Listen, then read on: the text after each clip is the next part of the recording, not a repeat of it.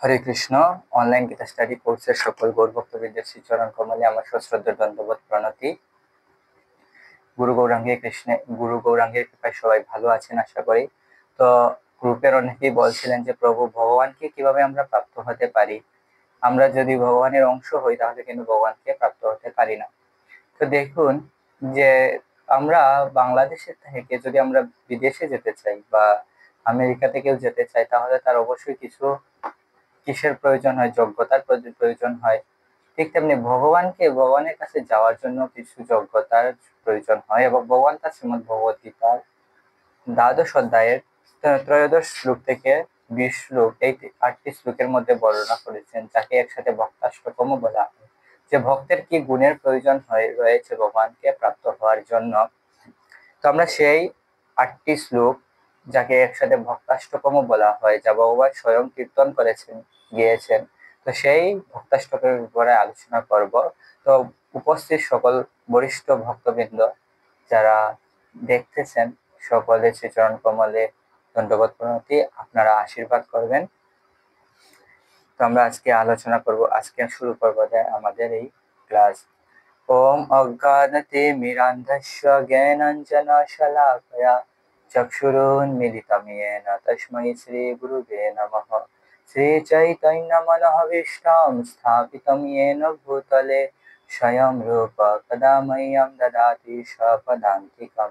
वन्देऽहं श्रीगुरु श्रीयुतपदकमलं श्रीगुरून् वैष्णवांश्च। श्रीरूपं साग्रजातं सहगणो रघुनाथान्वितं तं सजीवं साद्वैतं सावधूतं परिजनो सहितं कृष्ण चैतन्यदेवं श्रीराधाकृष्णपादान् सहगणो ललिता श्रीविशाखान्वितांश्च।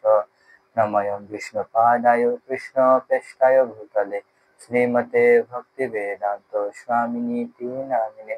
नमस्ते सरस्वती देवे गौरवाणी प्रचारिणे निर्विशेष शून्यवादी पाश्चात्यदेशतारिणे। नमो मोहावदान्याय कृष्ण प्रेम प्रदायते कृष्णाय कृष्ण चैतन्य नाम्ने गौरतिषे नमः। नीलाचल निवासाय नित्याय परमात्मने बलभद्र सुभद्राभ्यां जगन्नाथाय ते नमः। हे कृष्ण करुणा सिंधु दीनबंधु जगतपते गोपेश गोपिका कांत राधा कांत नमस्तुते। तप्त कांचन गौरांगी राधे वृंदावनेश्वरी विश्वभानुसुते देवी प्रणमामि हरिप्रिये। वाञ्छाकल्पतरुभ्यश्च कृपा सिन्धुभ्यैव च पतितानां पावनेभ्यो वैष्णवेभ्यो नमो नमः। जय श्री कृष्ण चैतन्य प्रभु नित्यानंद श्री अद्वैत गदाधर श्रीवासादि श्री गौर भक्तवृंद। हरे कृष्णा कृष्ण कृष्ण हरे हरे, हरे राम राम राम हरे हरे। ओम नमो भगवते वासुदेवाय। ओम नमो भगवते वासुदेवाय। ओम नमो भगवते वासुदेवाय। मुखं करोति वाचालं पङ्गुं लङ्घयते गिरिं यत्कृपातमहं वन्दे श्रीगुरुदीनतारिणं परमानन्दमाधव श्रीचैतन्य ईश्वरम्। जय जगद्गुरु श्रील प्रभुपाद की जय, अनंत कोटि वैष्णव वृंद की जय, শ্রীমদ্ ভগবত গীতা কি জয়।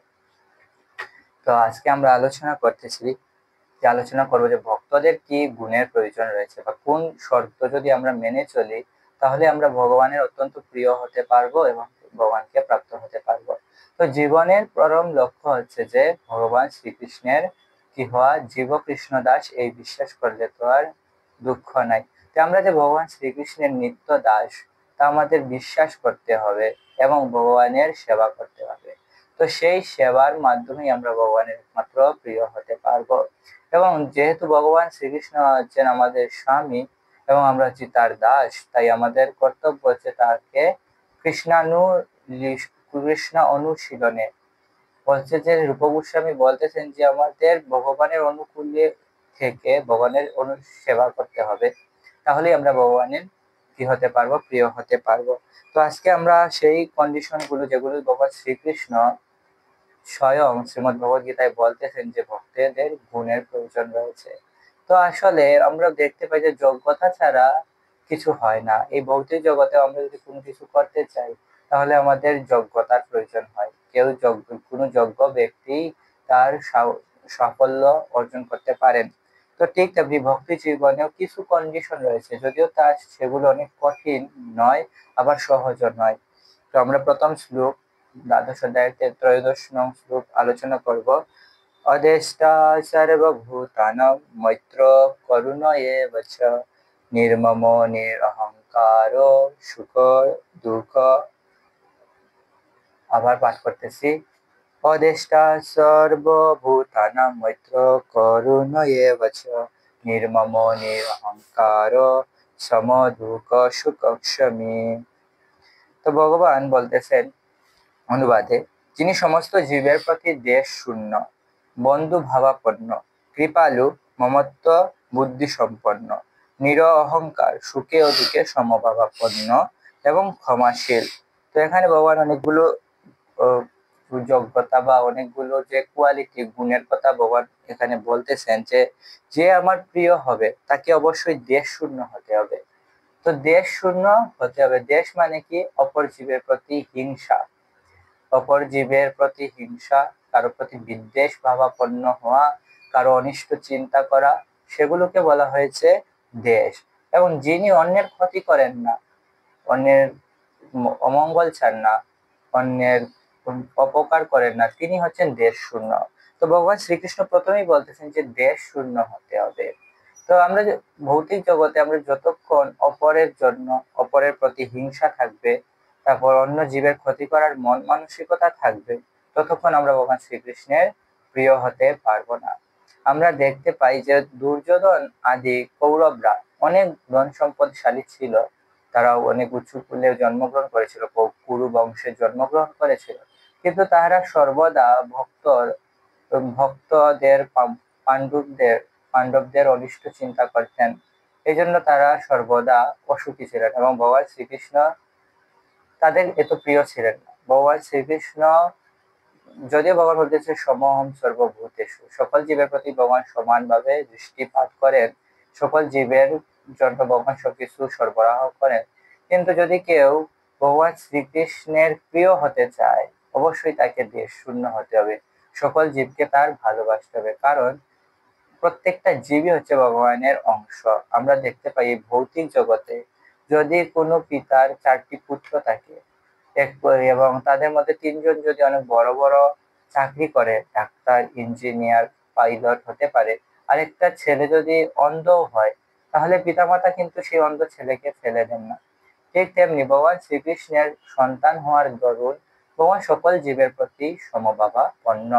তো কেউ যদি অন্য জীবের প্রতি হিংসা করে, কারণ তাহলে ভগবানের প্রতি তার হিংসা হচ্ছে, কারণ মামই বাংশ জীব লোকে জীবভূতা সনাতনা, সকল জীবই হচ্ছে ভগবান শ্রীকৃষ্ণের নিত্য অংশ এবং তা হচ্ছে শাশ্বত অংশ। এই কারণে যদি কেউ ভগবানের সন্তান বা জীবের হিংসা করে তাহলে ভগবানের প্রতি হিংসা হয়। এই জন্য আমাদের প্রথমেই হতে হবে দেশ শূন্য, অন্য জীবের প্রতি আমাদের দেশ থাকতে পারবে না, কারো অনিষ্ট করার চিন্তা ভাবনা আমাদের থাকতে পারবে না। তারপরে বন্ধু ভাবাপন্ন। তো শুধু আমরা যদি কারো হিংসা করি না, কারো ক্ষতি চাই না, তাহলে চলবে না, আমাদের সাথে সাথে তাদের বন্ধুর মতো ব্যবহার করতে হবে, আমাদের তার বন্ধুও হতে হবে। তো বন্ধু মানে কি? যদিও ভগবান শ্রীকৃষ্ণ বলতেছেন যে সুহৃদম সর্বভূতানাম, আমি হচ্ছে একমাত্র বন্ধু, তারপরেও ক্ষণস্থায়ী জগতে আমাদেরও অন্য জীবদের প্রতি বন্ধু হতে হবে। তো বন্ধুর কাজ কি? বন্ধু মানে টাকা পয়সা দিয়ে কাউকে হেল্প করা নয়, বন্ধু হচ্ছে তাকে যে সেই পরম জ্ঞান তাকে দান করা, যাহাতে তার পরম মঙ্গল হয়। তো আমরা দেখতে পাই যে সাধুরা হচ্ছেন আমাদের প্রকৃত বন্ধু, কারণ তারা আমাদের দিব্য জ্ঞান হৃদয়ে প্রকাশিত আমাদেরকে সেই জ্ঞান প্রদান করেন, যার ফলে আমরা ভগবান শ্রীকৃষ্ণের শরণাপন্ন হতে পারি। তো তিনি হচ্ছেন যথার্থ বন্ধু। তো যিনি বন্ধু ভাবাপন্ন মানে কি? আমরা অনেক সময় বন্ধুত্ব আমরা দেখতে পাই যে ভৌতিক জগতে একসাথে তারা স্কুল কলেজে যাবে, একসাথে বিভিন্ন পার্টিতে যাবে, ডিজে পার্টিতে যাবে, একসাথে অনেক সময় অপরাধও করবে। তো এদেরকে কিন্তু বন্ধু বলা হয়নি। প্রকৃত বন্ধু হচ্ছেন তিনি, যিনি জীবের প্রকৃত মঙ্গল সাধন করেন, যেমন ভগবানের শুদ্ধ ভক্তরা। তো শুদ্ধ ভক্তরা আমাদের প্রকৃত মঙ্গল সাধন করেন কৃষ্ণ ভক্তি প্রদান করার মাধ্যমে। তো তাদেরকে বলা হয়েছে বন্ধু। তো বন্ধু ভাবাপন্ন ব্যক্তি তিনি, যিনি ভগবানের নাম প্রচার করেন। তো আমাদের সাথে সাথে ভগবানের জীবদের প্রতি অহিংসামূলক আচরণ করতে হবে, তাদের অনিষ্ট চিন্তা তো আমরা করতে পারবো না। তার সাথে সাথে দ্বিতীয় গুণে ভগবান বলতেছেন আমাদেরকে কৃষ্ণ ভক্তি প্রচার করতে হবে, বন্ধু ভাবাপন্ন। তো বন্ধু ব্যক্তি মানুষের প্রকৃত মঙ্গল করেন। এই জন্য আমরা যারা ভগবানের নাম প্রচার করে, ভগবানের লীলা প্রচার করেন, তিনি হচ্ছেন ভগবানের অত্যন্ত প্রিয়। তারপরে বলা হচ্ছে কৃপালু, যিনি কৃপা করেন। তো কৃপা মানে হচ্ছে কোনো কিছু করে পাওয়া, আর দয়া মানে কিছু না করেও যদি কাউকে আমরা দিয়ে দেই, সেটা হচ্ছে দয়া। তো কৃপালু, ভগবত ভক্তরা অনেক কৃপালু। তো ভগবত ভক্তদেরকে যদি কেউ অল্প পরিমাণে সন্তুষ্ট করে, তাহলে তিনি তাদেরকে কৃপা প্রদান করেন, তিনি তাদের মনোবাঞ্ছা পূর্ণ করেন এবং কৃষ্ণ ভক্তি প্রদান করেন। তো এই জন্য তাকে বলা হয়েছে কৃপালু। তো আমাদেরও কৃপা করা উচিত।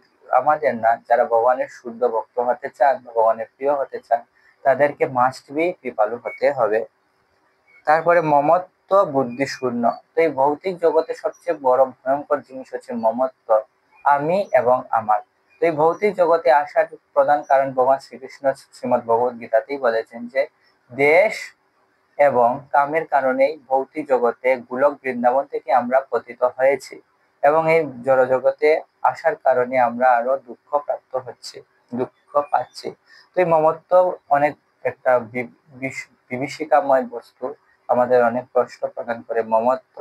তো আমি এবং আমার, তো যিনি ভগবানের ভক্ত তিনি তখন তিনি মনে করে সবকিছু হচ্ছে ভগবানের এবং আমি হচ্ছি তার দাস। তো এই জন্য তাকে বলা হয়েছে মমত্ব বুদ্ধি সম্পন্ন। তো একবার জগৎগুরু শিল প্রভুপাদ যখন আমেরিকা যাচ্ছিলেন, তো শান্তিপুরে উনি গিয়েছিলেন। আমেরিকা যাওয়ার পূর্বে তিনি শান্তিপুরে গিয়েছিলেন, এবং তাকে একজন গুরুভাই, শিল প্রভুপাদের গুরুভাই বলতেছেন যে শুনেছি আপনি নাকি আমেরিকা যাচ্ছেন। তো শিল প্রভুপাদ বলতেছেন না, আমি আমেরিকা যাচ্ছি না, শ্রীমৎ ভাগবতম আমেরিকা যাচ্ছে এবং আমি তার দাস হয়ে ভাগবতমের সেবা করার জন্য আমেরিকা যাচ্ছি। তো এটা হচ্ছে প্রকৃত ভগবানের ভগবত ভক্তের মন চিন্তাধারা। তাদের এইরকম বিচার হয় যে সবকিছু হচ্ছে ভগবানের, আমি হচ্ছি শুধু তার দাস, আমি হচ্ছি তার দাসের দাস। তো আমরা মনে করি যে এটা আমি করলাম, ওটা আমি করলাম, কিন্তু শিল প্রভুপাদ আমাদেরকে শিক্ষা দিচ্ছেন যে যা কিছু হচ্ছে তা ভগবান শ্রীকৃষ্ণের সন্তুষ্টির জন্য এবং তার ভাগবতমের সন্তুষ্টির জন্য হচ্ছে। এবং আমি আমেরিকা যাচ্ছি যে আমি প্রচার করতেছি না, ভগবানের নাম ভগবানই প্রচার করতেছেন, আমি শুধু তার দাস। তো এটা আমাদের জগৎগুরু শিল প্রভুপাদ শিক্ষা দিচ্ছেন, যদিও তিনি হচ্ছেন মুক্ত পুরুষ, ভগবানের অত্যন্ত প্রিয়, কিন্তু তিনি আমাদেরকে শিক্ষা দিচ্ছেন যে প্রকৃত পক্ষে সবকিছু হচ্ছে ভগবানের। তো এটা হচ্ছে মমত্ব বুদ্ধি সম্পন্ন। তো যেই ব্যক্তিরা মমত্ব মানে আমি এবং আমার থেকে দূরে থাকতে পারবে, তারা ভগবান শ্রীকৃষ্ণের অত্যন্ত প্রিয় হয়। নির অহংকার, অহম, অহম মানে আমার। তো অহংকার, আমাদের যা কিছু আছে তা নিয়ে আমাদের অনেক গর্ব হয়, অহংকার হয়, নিজেকে মনে হয় সর্বশ্রেষ্ঠ। অন্যদেরকে আমরা তুচ্ছ জ্ঞান করি, ভগবানের ভক্তদেরকে আমরা অনেক সময় তুচ্ছ জ্ঞান করি এবং তাদেরকে কষ্ট আমরা পৌঁছাই। তো এই জন্য বলা হচ্ছে নির অহংকার হতে হবে, আমাদের অহংকার থাকতে পারবে না। আমাদের ছিল শিক্ষাষ্টকমে, শ্রী শ্রী শিক্ষাষ্টকমে শ্রী চৈতন্য মহাপ্রভু, যিনি কৃষ্ণায় কৃষ্ণ চৈতন্য স্বয়ং কৃষ্ণ, তিনি বলতেছেন যে তৃণাদপি শুনিচেন তররপি সহিষ্ণুনা অমানিনা মানবেন কীর্তনিয়া সদা। অমানি না মানো হতে হবে, নিজের জন্য তো মানের কোনো চিন্তাও করা যাবে না, কিন্তু অন্যদেরকে আমাদের সম্মান প্রদর্শন করতে হবে। তো এইভাবে শ্রী চৈতন্য মহাপ্রভু, যিনি স্বয়ং ভগবান, আমাদেরকে নির্দেশ দিচ্ছেন আমাদের নিরহংকার হতে হবে।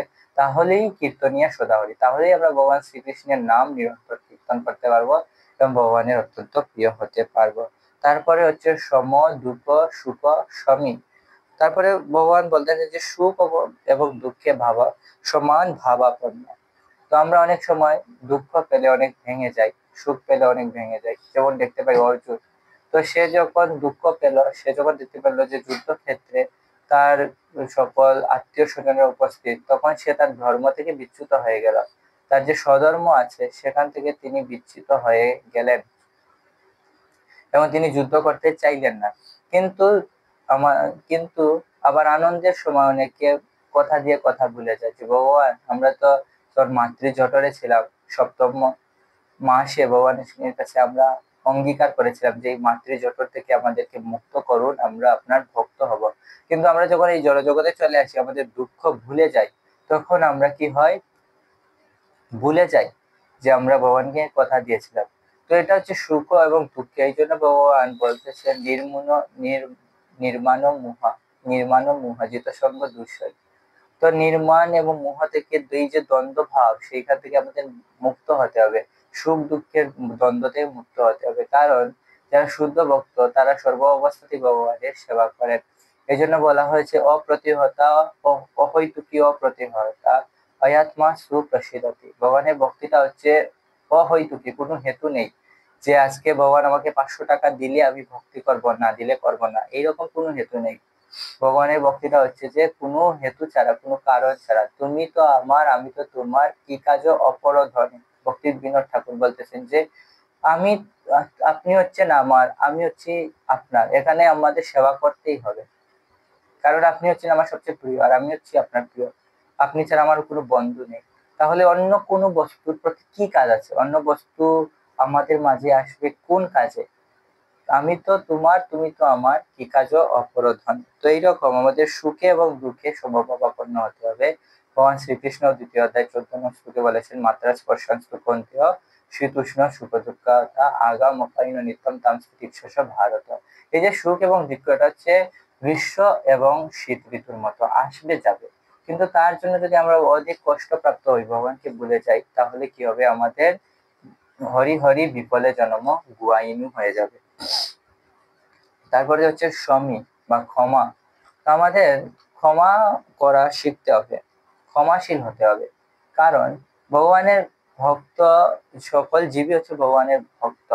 তো তাদের প্রতি বিদ্বেষ করা মানে ভগবানের প্রতি বিদ্বেষ করা। এবং আমরা যদি কাউকে ক্ষমা না করতে পারি, তাহলে ওই ব্যক্তির সাথে সাথে আমরাও কখনো সুখী হতে পারবো না। কারণ আমরা সর্বদাই উদ্বিগ্ন থাকবো যে এই লোকটা আমাকে ঠকিয়েছে, ওই লোকটা এটা করেছে সেটা করেছে।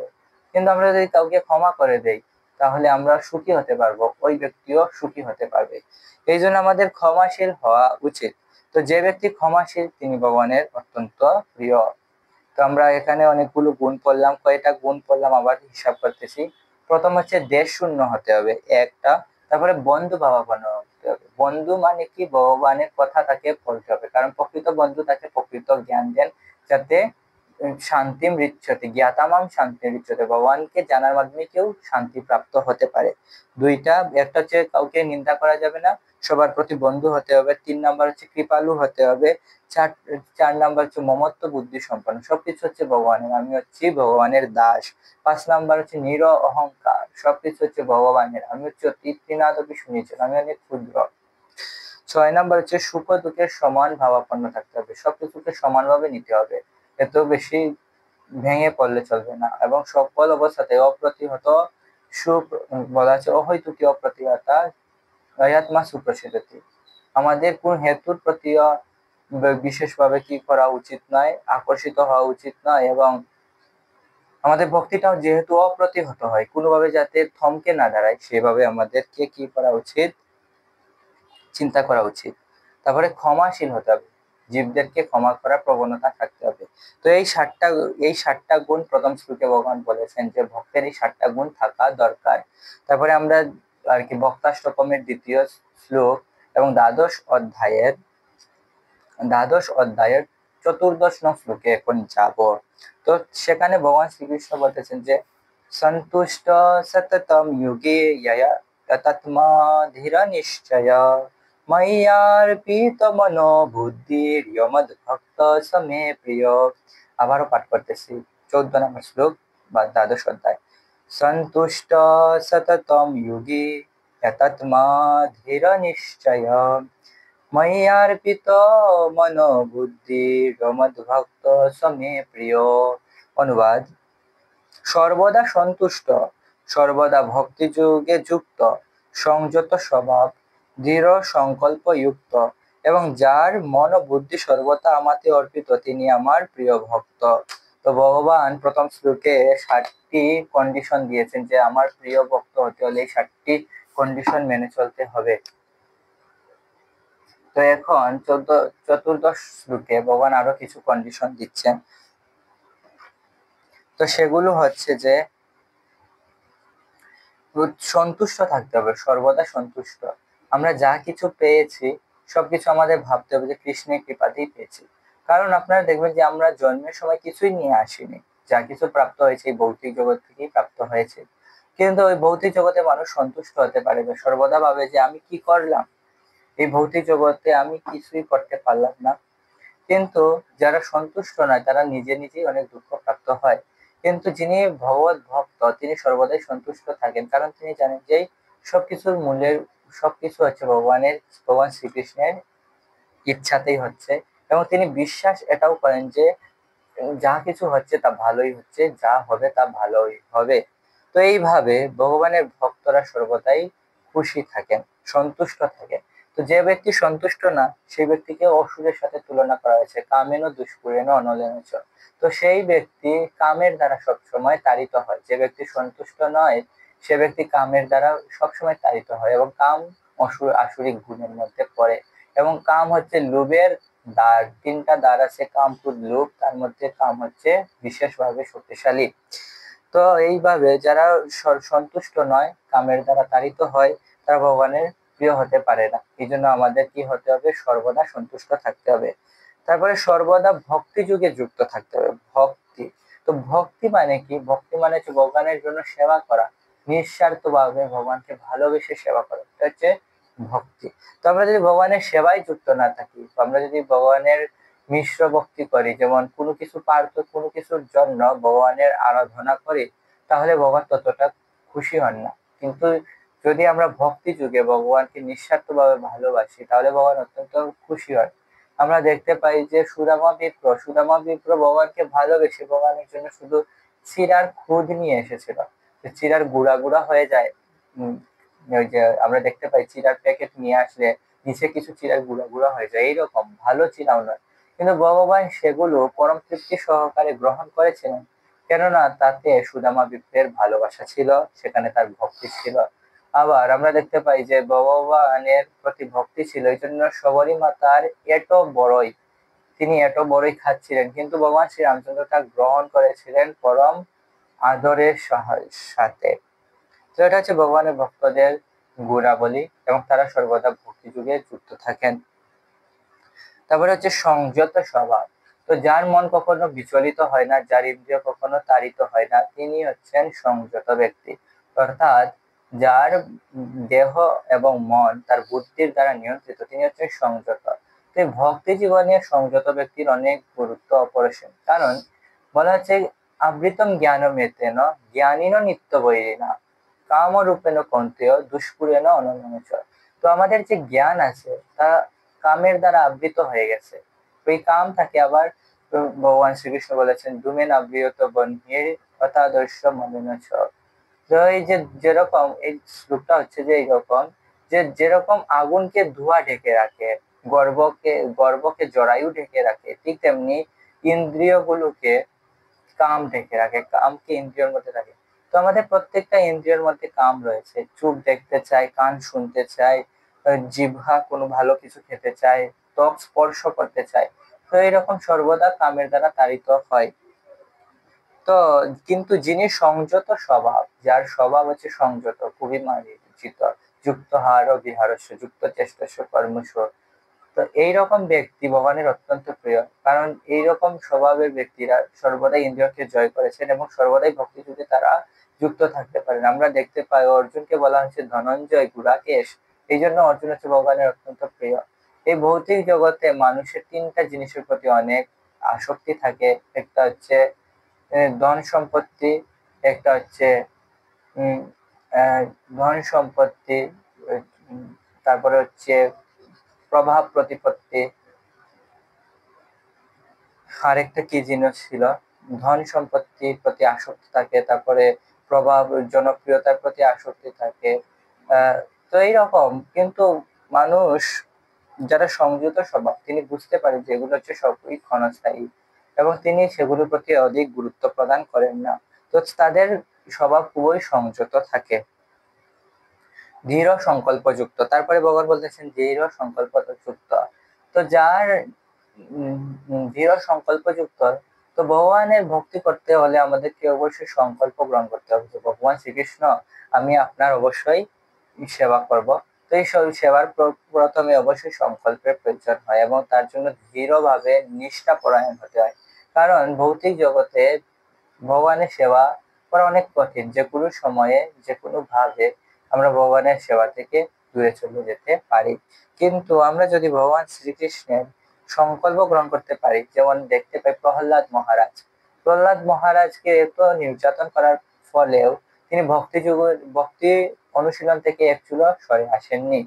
হরিদাস ঠাকুরকে 22 বাজারে বেত্রাঘাত করার জন্য আদেশ দেওয়া হয়েছিল, কিন্তু তিনি বলেছেন যে খন্ড খন্ড হয় দেহ, যায় যদি প্রাণ, তবু বদনে না ছাড়িব হরিনাম। আমার দেহ কেটে ফেলো, আমার প্রাণ চলে যাক, তারপরেও আমি হরিনাম ছাড়বো না। তো এইরকম যারা দৃঢ় সংকল্পযুক্ত এবং বিশ্বাস আছে, ভগবানের নামের প্রতি বিশ্বাস আছে, ভগবানের প্রতি বিশ্বাস আছে, তারা ভগবানের অত্যন্ত প্রিয়। আমরা দেখতে পাই যে যখন জগৎগুরু শিল প্রভুপাদ আমেরিকা যাওয়ার জন্য টিকিটের জন্য সিঙ্গিয়া কোম্পানির যিনি প্রধান আছেন তার কাছে গিয়েছেন, তিনি বলতেছেন যে স্বামীজি আপনি গিয়ে কি করবেন, এত বয়স হয়েছে আপনার, আপনি তো এখানে বাঁচতে পারবেন না, আর ওইখানে শুধু আলু ছাড়া কিছু খাবারও নেই, এইরকম বলেছিলেন। কিন্তু জগৎগুরু শিল প্রভুপাদের ভগবানের নামের প্রতি এত দৃঢ় বিশ্বাস ছিল, ভগবান শ্রীকৃষ্ণই তার জীবন এবং প্রাণ ছিলেন, যে তার ভগবানের শুধু নামের উপর বিশ্বাস করেই তিনি 37 দিনের জন্য সমুদ্রে যাত্রা করেছিলেন এবং 37 দিন পর তিনি বোস্টনে গিয়ে পৌঁছান। তো এইভাবে শিল প্রভুপাদ ছিলেন দৃঢ় সংকল্পযুক্ত এবং তার বিশ্বাসও ছিল অটুট। তারপরে ভগবান বলছেন যে যার মন ও বুদ্ধি সর্বদা আমাতে অর্পিত। তো যার মন এবং বুদ্ধি হচ্ছে সর্বদা অর্পিত, তিনিও ভগবানের অত্যন্ত প্রিয়। তো মন এবং বুদ্ধি আমরা ভৌতিক জগতে আমরা দেখতে পাই যে বিভিন্ন আমাদের কর্ম ছাড়া আমরা বাঁচতে পারি না। কিন্তু ভগবান বলতেছেন যে যদি তুমি তোমার মন মনা ভব মদ ভক্ত মজ্জাতিমাম নমস্কার, তোমার মন আমাকে দাও, তুমি আমার ভক্ত হও, তুমি আমাকে নমস্কার করো, তাহলে তুমি আমাকে প্রাপ্ত হবে। তো আমরা যদি ভগবানকে আমাদের মন এবং বুদ্ধি সর্বদা অর্পিত করি, তো এটা কিভাবে করতে পারি, আমাদের কর্মের মাধ্যমে আমরা করতে পারি। এমন নয় যে কর্ম থেকে আমাদের ইস্তফা দিতে হবে, আমরা যা করছি, যা আহার করছি, যা বিহার করছি, তা সবই আমাকে দান করে। এরকম ভগবান শ্রীকৃষ্ণ নবম অধ্যায়ে বলেছেন যে যুক্ত হার বিহার না যৎ করসি অদশ্নাসি যশি যৎ তৎপুরুষ তৎতপস্যসি কন্তেয় তৎপুরুষ মদর্পণম। যা করো, যা আহার করো, যা অনুষ্ঠান করো, তা সবই আমাকে নিবেদন করো। তো এইরকম আমরা যা করছি, যা করব, তা যদি আমরা ভগবানের সন্তুষ্টির জন্য চিন্তা করি, তা সেটা হচ্ছে মন এবং বুদ্ধি নিয়োজিত করা। আমরা দেখতে পাই যে মাধবেন্দ্র পুরীপাদ, যিনি ভগবান গোপীনাথ, তো গোপীনাথকে একবার ক্ষীর দেওয়া হয়েছিল, আর উনি তখন সেবা করতেন, গোপালের সেবা করতেন। তো তিনি মনে মনে ভাবতেছেন যে এই ক্ষীর যদি আমি পেতাম তাহলে আমার গোপালকে দিতে পারতাম। তো এখানে তিনি ক্ষীরের জন্য কি করতেছেন, যদিও তিনি হচ্ছেন সন্ন্যাসী, তিনি ক্ষীরের জন্য কি হচ্ছে উনার আশা জাগছে যে ক্ষীর আমার লাগবে, কিন্তু সেই ক্ষীরটার উদ্দেশ্য হচ্ছে ভগবান গোপালকে দেওয়া। তো তার মন এবং বুদ্ধি সর্বদা কৃষ্ণের জন্যই কি ছিল, উৎসর্গিত ছিল। ভগবান শ্রীকৃষ্ণের কে ঘিরেই তার মন বুদ্ধি ছিল, তিনি যা করতেন তা শুধু ভগবান গোপালের জন্যই করার চেষ্টা করতেন। তো এইভাবে ভগবানের মহান ভক্তরা যা কিছু করেন তা ভগবানের সন্তুষ্টির জন্যই করে থাকেন। তো এই মন ও বুদ্ধি সর্বদা আমাতে অর্পিত, তিনি আমার প্রিয় ভক্ত। তো ভগবান বলতেছেন যে যে যারা এই গুণগুলো অর্জন করতে পারবে তারা হচ্ছে আমার প্রিয় ভক্ত।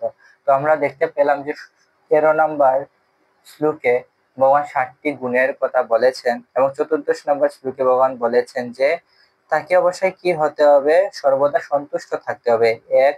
তারপরে হচ্ছে তাকে ভক্তি যুগে থাকতে হবে, এমন নয় যে সে সন্তুষ্ট আছে, সবকিছু করতেছে কিন্তু ভগবানের সেবা করতেছে না, ভক্তি যুগে যুক্ত নয়, তাহলে কিন্তু ভগবান হবে না। তারপরে ভক্তি যুগে যুক্ত, তারপরে সংযত স্বভাব, দৃঢ় সংকল্প যুক্ত, যার মন বুদ্ধি সর্বদা আমাতে অর্পিত। তো ভগবান 13 নম্বর শ্লোকে 60টি আর 14 নম্বর শ্লোকে 12টি, মোট 12টি না চতুর্দশ বা 14 নম্বর শ্লোকে 5টি মোট 12টি গুণ আমরা আলোচনা করলাম, যে একজন ভক্তের যদি সে কৃষ্ণের কি হতে চায়, প্রিয় হতে চায়, তাহলে অবশ্যই তাকে এই 12টি গুণ অর্জন করতে হবে। ভগবান শ্রীকৃষ্ণ মোট 36টি গুণ বলেছেন, যে ভক্তের এই 36টি গুণ প্রয়োজন হয়, এবং সেই 36টি গুণই ভগবান ভক্তাষ্টকম গিয়েছেন ভক্তদের জন্য। তো আমরা আজকে আলোচনা করলাম ত্রয়োদশ এবং চতুর্দশ মোট 2টা শ্লোক, এবং পরবর্তী পর্বগুলোতে পর্বগুলোতে আমরা বাকি শ্লোকগুলো আলোচনা করার চেষ্টা করব। তো যদি কোনো অপরাধ হয়ে থাকে, ভুল হয়ে থাকে, তাহলে অনলাইন গীতা স্টাডি কোর্সের সকল ভক্তবৃন্দ আমাকে ক্ষমা দৃষ্টিতে ক্ষমা করে দিবেন, এবং আপনারা আমাকে আপনাদের প্রার্থনায় রাখবেন। অনেক সিনিয়র বৈষ্ণবরাও দেখতে পাচ্ছি আছেন, তো সকলের শ্রীচরণ কমলে দণ্ডবত প্রণতি, প্রভু যে আমাদেরকে ক্ষমা করে দেবেন। আর সবাই কৃষ্ণ ভাবনায় থাকুন, আমাকে আপনাদের প্রার্থনায় রাখুন। হরে কৃষ্ণ কৃষ্ণ কৃষ্ণ হরে হরে, হরে রাম রাম রাম হরে হরে। জগৎ গুরু শিল প্রভুপাদ কি জয়। জগৎ গুরু শিল প্রভুপাদ কি জয়।